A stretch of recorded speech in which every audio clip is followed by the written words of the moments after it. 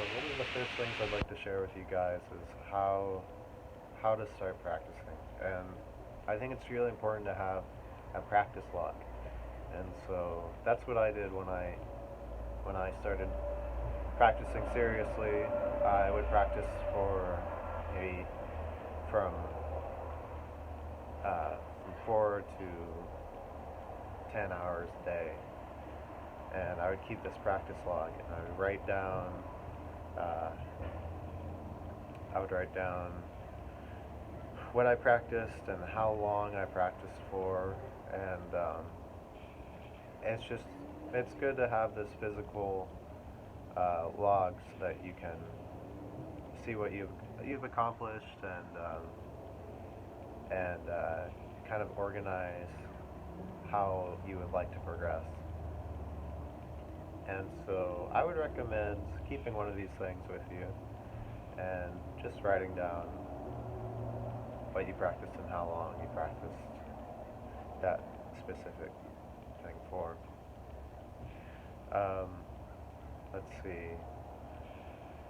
Another thing is that I want to share with you guys is that uh, if you are practicing for a very long time, uh, I would highly recommend to stretch and pay close attention to how your body feels, because if you start noticing any pain in your arm or anywhere, you might be you might it might be a sign of early symptoms of tendonitis or carpal tunnel, and you do not want that.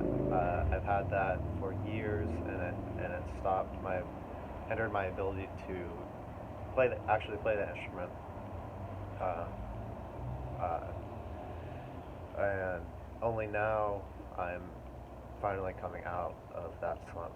And so I would highly recommend each one of you to pay close attention to how your body feels when you're practicing and when you're playing your instrument. And so,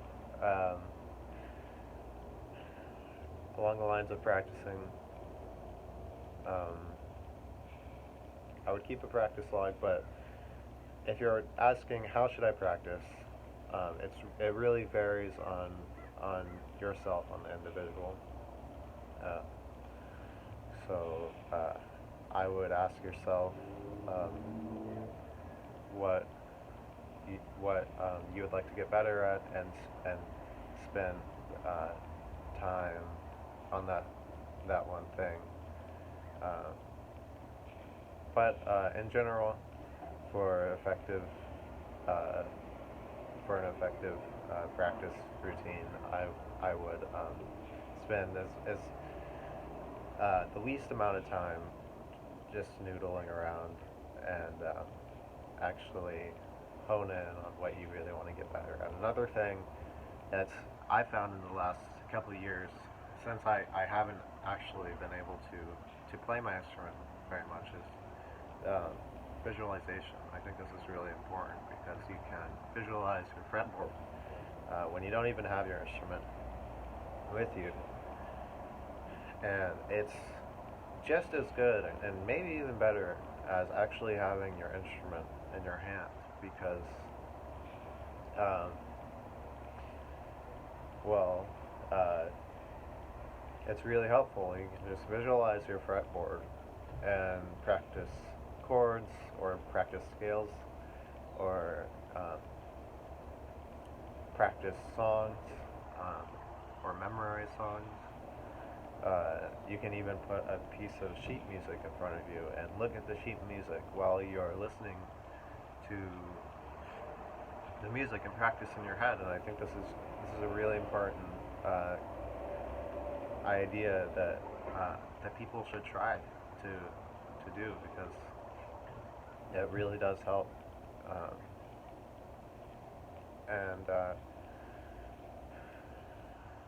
Yeah, so those are some things I wanted to share with you. Thank you very much. I hope that helps. Okay.